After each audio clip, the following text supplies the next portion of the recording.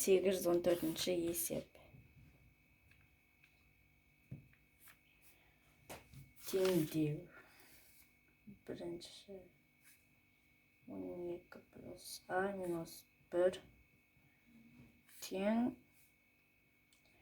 минус а тең минус а плюс 25. Ең алдымен теңдеу шешу үшін 12аға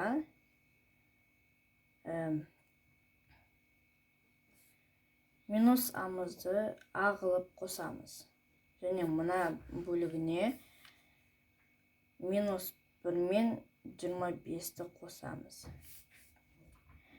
13а тең минус 26.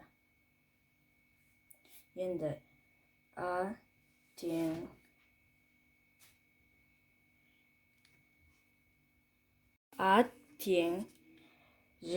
минус 26 азайту 13.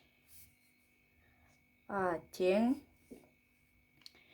минус 13. Міне біз қазір ғана 814 есептің осы бөлігін шығардық. Міне жауабы. Минус 13 шығады.